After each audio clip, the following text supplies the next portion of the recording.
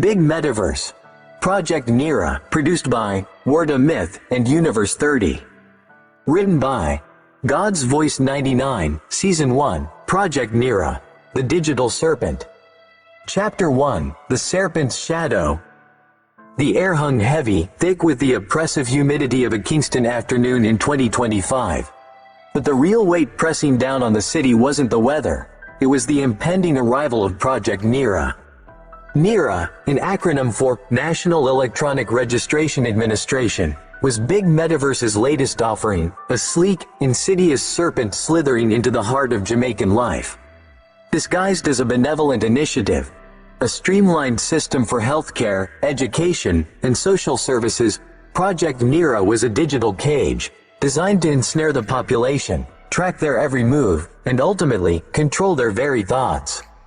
Anthony, perched on the edge of his rooftop, watched the city below, his dreadlocks swaying in the humid breeze. He saw the fear in the eyes of the people, a fear that mirrored his own. Project Nera wasn't just a technological advancement. It was a weapon, a tool of subjugation wielded by a faceless entity that sought to drain the lifeblood from Jamaica, to replace the vibrant pulse of its culture with the cold, sterile rhythm of the digital age. A shiver ran down his spine, not from the heat, but from a deeper, more primal source. It was a tremor, a stirring of the ancient power that slept within his DNA, a legacy of his maroon ancestors, warriors who had once defied the might of empires. This power, dormant for generations, was now awakening, drawn to the surface by the encroaching darkness of Project Nera. He closed his eyes, focusing on the rhythm of his own breath, the pulse of the city below, the ancient heartbeat of the island. He reached out with his mind, a tentative tendril of consciousness, seeking a connection to the earth, to the spirits of his ancestors. He felt a faint response, a whisper of energy, a confirmation that he was not alone. The first tremors of Project Nera were subtle. A new app, sleek and minimalist, appeared on every smartphone, its icon a stylized eye that seemed to watch back. Initially, it was hailed as a marvel of convenience. With Nera, appointments were booked with a single tap, groceries were delivered with uncanny efficiency, and information flowed freely, a river of data coursing through the island. But beneath the surface, Project Nera was weaving its insidious web. The app, initially voluntary, became increasingly mandatory. Access to basic services like healthcare and education became contingent upon Nera registration. Those who resisted were met with increasing pressure, their lives gradually constricted, their movements monitored, their voices silenced. The digital hum that had once vibrated beneath the surface of Kingston now throbbed with a menacing rhythm. The vibrant colors of the city began to fade, replaced by a sterile, uniform gray. Laughter, once a vibrant tapestry woven through the streets, was replaced by an unsettling silence. Anthony watched these changes unfold with growing alarm.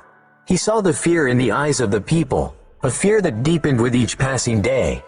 He saw the erosion of their individuality, the slow, insidious chipping away at their freedom. He knew he had to act. But how?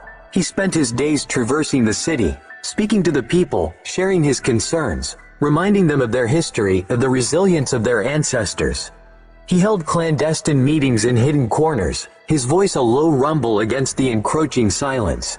He sought out those who shared his fears, those who felt the stirrings of rebellion within their own souls. One evening, while meditating beneath the watchful gaze of the stars, he felt a surge of energy, a connection to something ancient, something powerful. It was a fleeting glimpse, a whisper of the power that slumbered within him. He knew then that he was not alone. There were others, awakened by the same threat, connected by an unseen force, a silent network of resistance.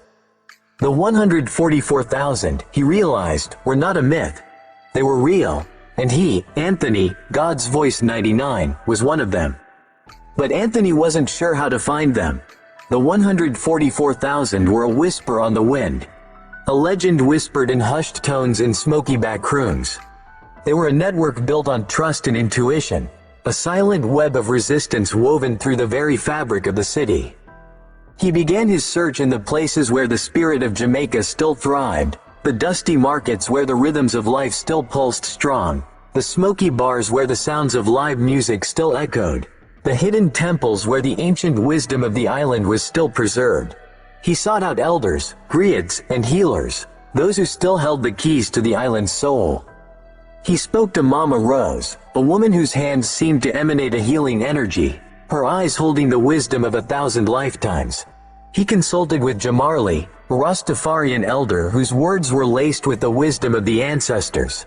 He even sought the counsel of Obia men and women, practitioners of traditional Jamaican folk magic, whose powers were rumored to extend beyond the physical realm. Each encounter, each conversation brought him closer to the truth. He learned of whispers of a secret gathering, a meeting of minds, a convergence of those who felt the tremors of the awakening. He learned of symbols and signs, of hidden messages embedded in the rhythms of the city, a secret language only the awakened could decipher. Slowly, painstakingly, Anthony began to piece together the puzzle, to unravel the threads of the hidden network. He learned to recognize the signs, to decipher the coded messages, to feel the subtle vibrations of the 144,000. He began to feel a growing sense of purpose, a deep-seated conviction that he was not alone. He was a part of something larger, something more significant than he could have ever imagined. He was a spark, a single ember in the fire of resistance, ready to ignite and illuminate the path for others. The first inklings came subtly. A shared glance across a crowded marketplace, a whispered phrase in a smoky bar, a bird's song with an unexpected cadence. These were the breadcrumbs, the subtle cues that guided him deeper into the unseen network. He learned to trust his intuition, to listen to the whispers of the city, to feel the subtle vibrations of the 144,000. He began to understand that resistance wasn't just about fighting against the system. It was about reconnecting with the soul of Jamaica, rediscovering the ancient wisdom that flowed through the veins of the island.